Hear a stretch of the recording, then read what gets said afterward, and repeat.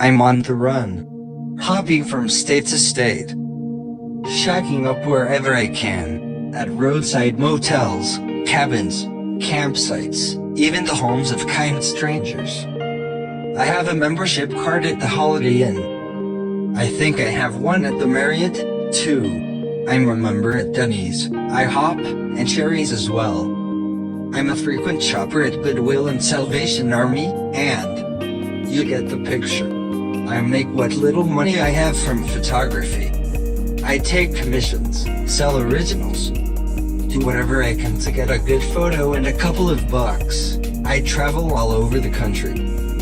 Fishing towns, big cities, the countryside where farmland stretches on for miles.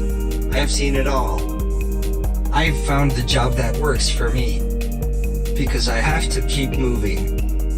If I stop for too long, it'll catch up to me. If it catches up to me, it'll rip me to shreds. Now, I've always been a photographer.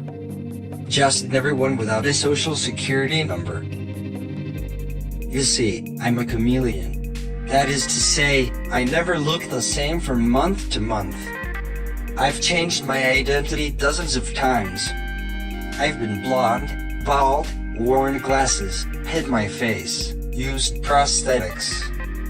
Whatever it is, I try to keep it dull, boring, something that will fade into the background, a person that will go unnoticed. There's an element of excitement to it, the feeling of getting away with it, and there's a part of it I feel contributes to my art. All my photography is published anonymously, under a pseudonym. There's a part of me that enjoys the thought of people searching to find my true identity. Like I'm Banksy or something. Obviously, I'm no Banksy, but with the kinds of photos I take. Well, I'll get to that later.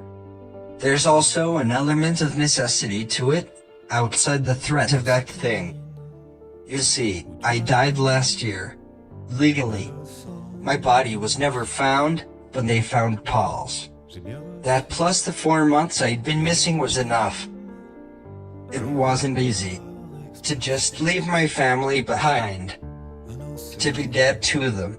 I'd thought about running away before, even fantasized about it. I'd gone over the logistics of faking my own death, of ending my life in that town, and leaving my shitty parents behind. In these scenarios, I'd imagine my death as some form of closure for them. A way of letting each other go, of moving on. I thought, in the moment I realized I couldn't go home, that maybe this was what I'd been waiting for. An escape. A chance for a new, better life without parents that see you as a failure for just existing as you are. But it was painful. It was hard. Because they mourned for me. They cried, and prayed, and searched for me. And all I could do was watch the news and drive in the opposite direction. Who's the asshole now? I don't know if I could ever go back. Stand on their doorstep and ring that bell. They wouldn't know. They wouldn't understand. They never did. Sometimes I think I made the whole thing up. Had a psychotic break due to the stress caused by my parents and my classmates and my teachers but then there's Paul. God, Paul. Sweet, beautiful Paul. Fuck. It should have killed me.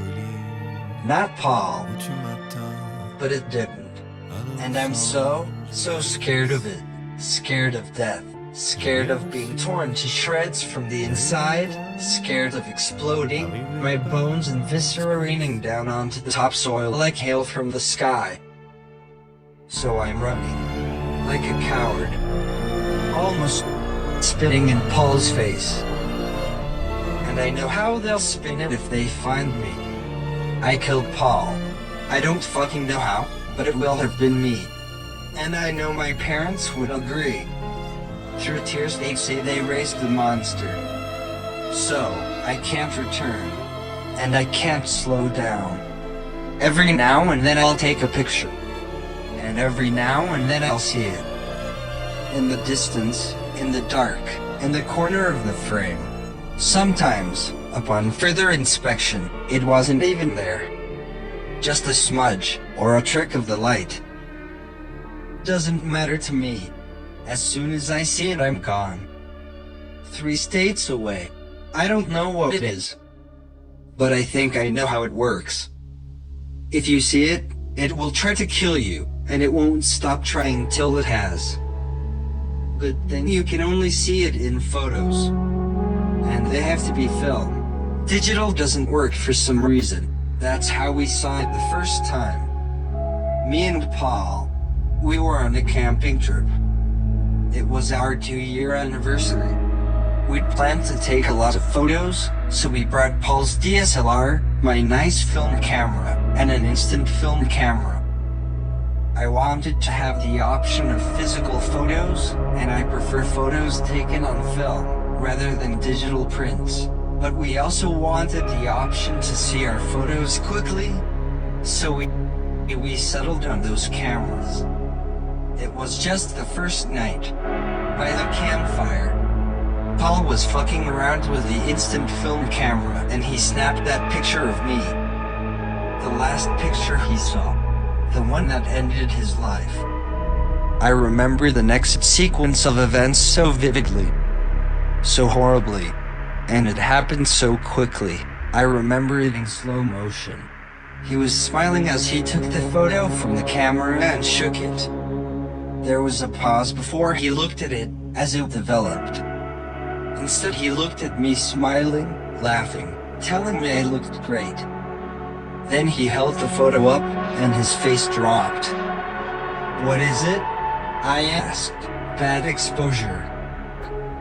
I felt the wind move past me so quickly the tip of my nose began to bleed. The campfire flickered and waved before igniting again, the flames growing higher.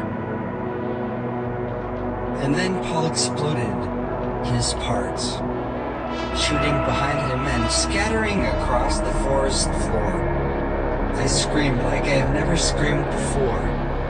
I wanted to run, but I was frozen in place, processing what had just happened, trying to almost undo it with my mind. My head was spinning and nothing was real.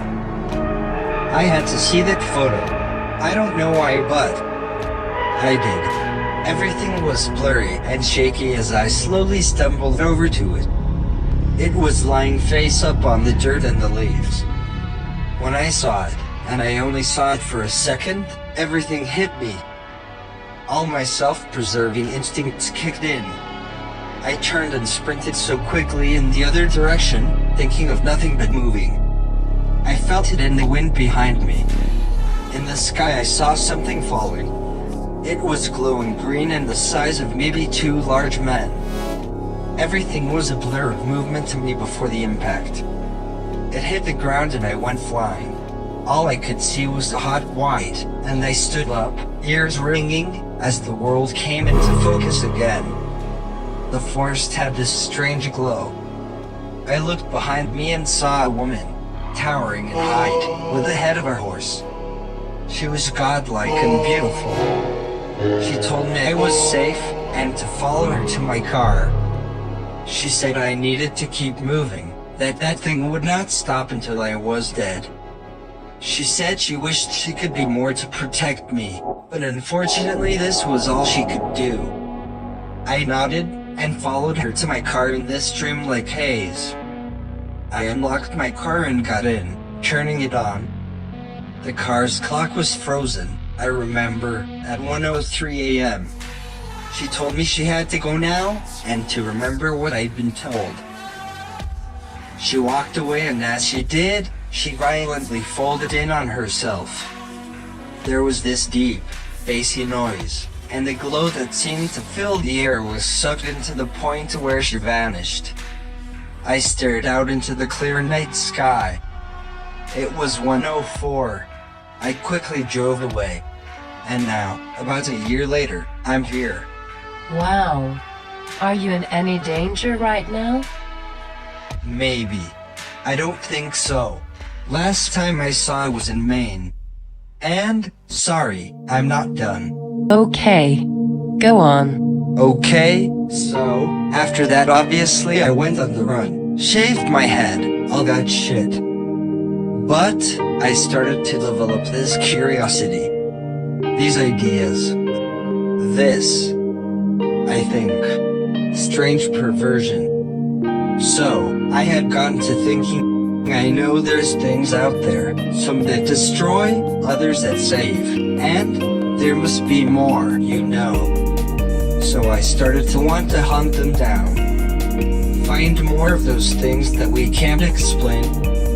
Document them. So I did. As I am being chased by a monster, I am chasing others.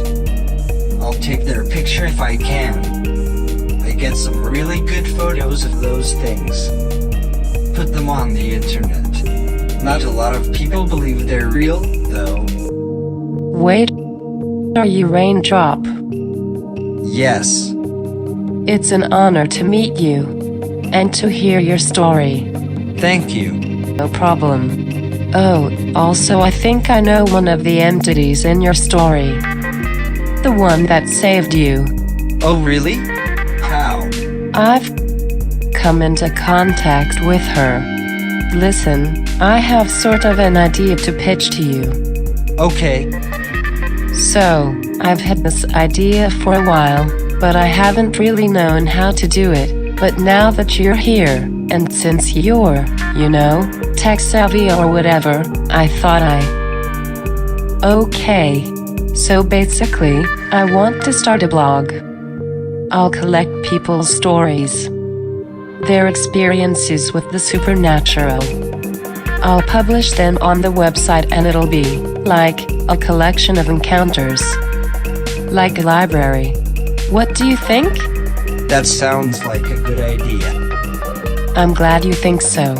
So, and I know this is a big favor, but can you help me start it? Yes. Yes, I think I can.